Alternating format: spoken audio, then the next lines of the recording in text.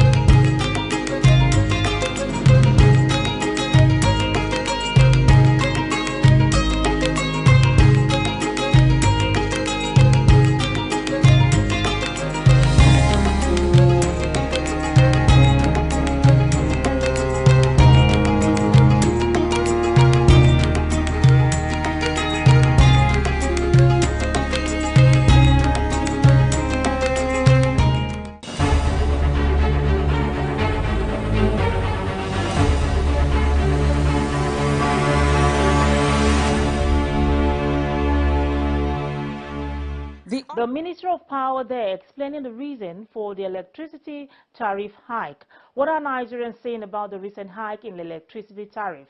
Let's get their reactions on Voices on the Streets.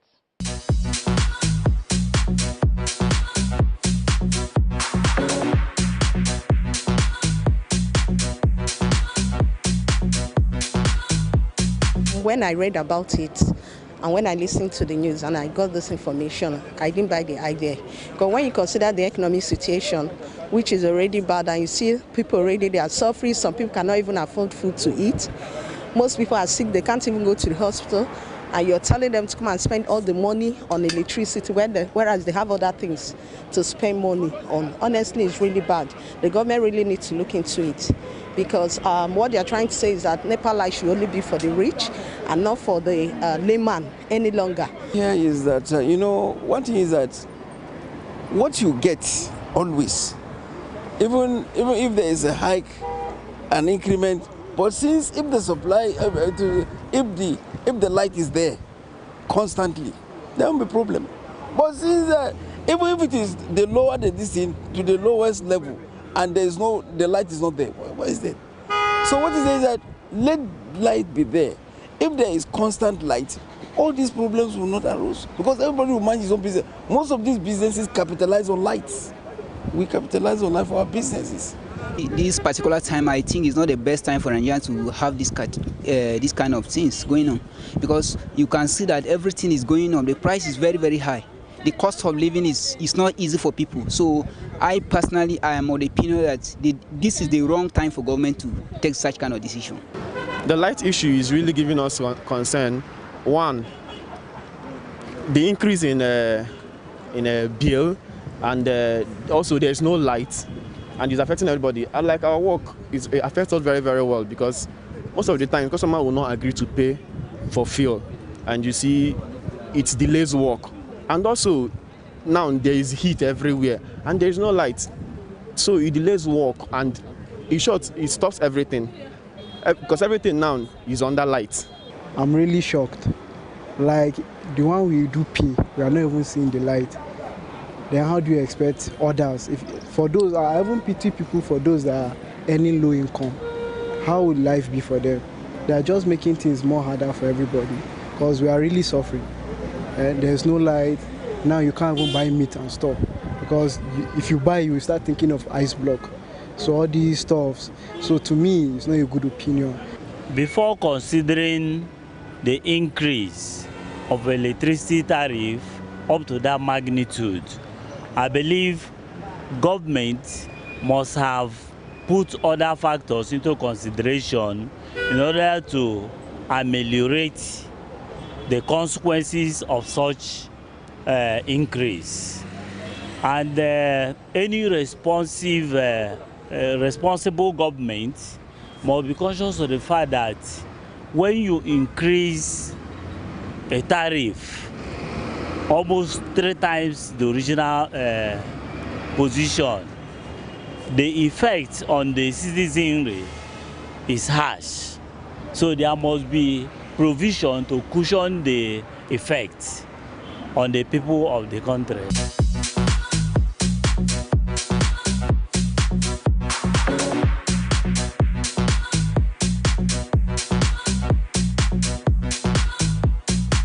They live in the shadows, forgotten corners of our city, overcrowded, unsanitary, lacking basic amenities.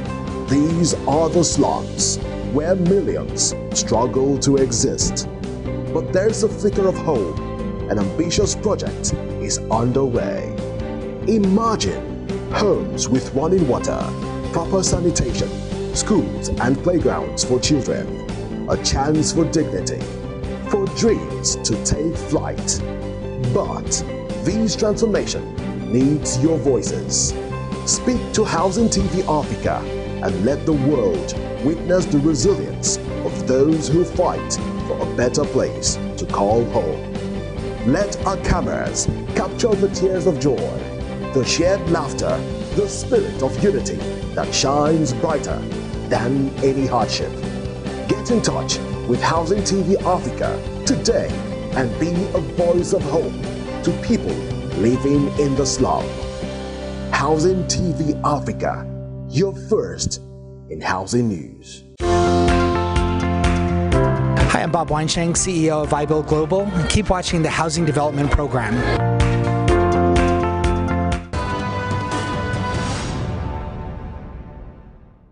Nigerians reacting to the recent hike in electricity tariff. Do most Nigerians even know the consumer classification band they belong to? Either Band A, customers enjoying 20 hours power supply daily. Band B, minimum of 16 hours power supply daily. Band C, D, or E. Well, let's find out. It wasn't so fast, meaning that there's a lot of non-transparency in the billing system. A whole lot of things need to be addressed in that sector before you can come out and say one band is Band A.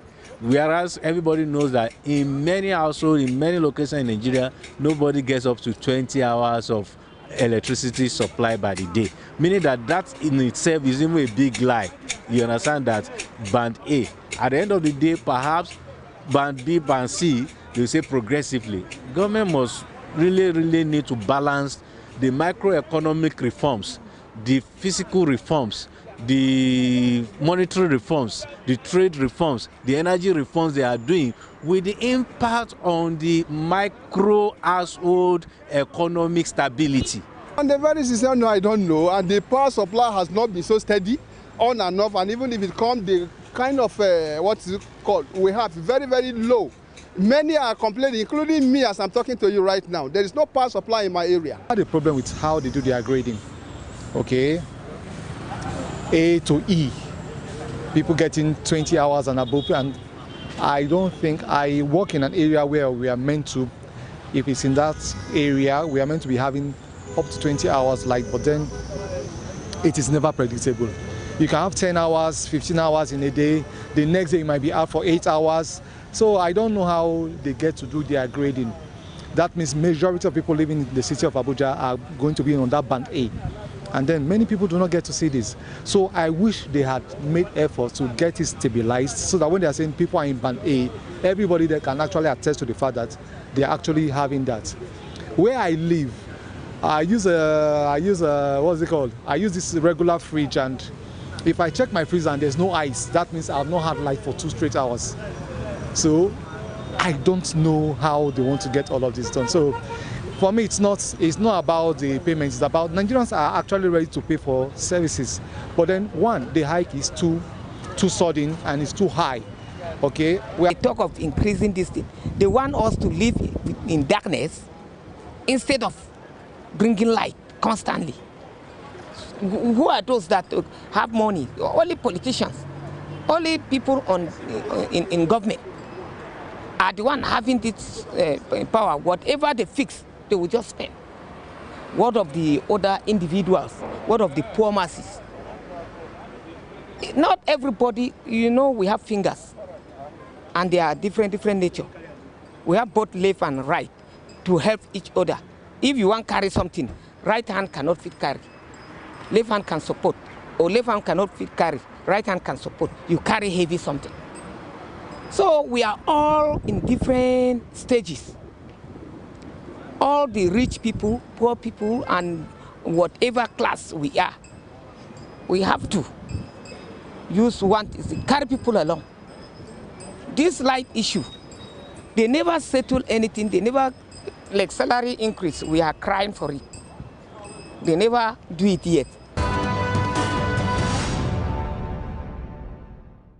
One question begging for an answer here is, even the categories of customers on the band A, do they enjoy uninterrupted power supply 20 hours daily? The consumers must have value for their money. I will be back after this short break.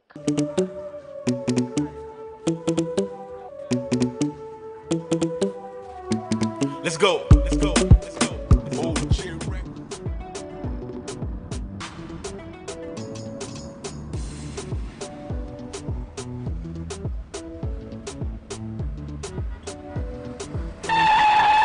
huh? What is it again? Oga, at the drive this car, my mind no dey. My landlord is on my neck. Your landlord again? I thought I have told you this before. Get a mortgage, register with NHF scheme, and get a home up front. What is so difficult about this? Oga, I will do just that. See, I will shame that my landlord. Mortgage. At the Federal Mortgage Bank of Nigeria, everyone deserves a home. Welcome back. You're watching Housing Development. Electricity remains an essential factor and economic tool in any nation. Its importance not just for individual use, but hardly will any sector of the economy or business survive without electricity. Despite the nature of the country's electricity, there are claims that Nigeria exports electricity to some neighboring countries. Over the years, one question that is yet to be answered, despite promises made by successive government, is the possibility of the country having electricity for 24 hours a day and 7 days a week. We do hope that will become a reality soon with the recent hike in the cost of electricity tariff. On that note, I wrap up today's episode of Housing Development. Thanks for watching. I remain Flora Ani, your housing diva. Happy Eid al-Fitr to all our Muslim viewers and happy holidays.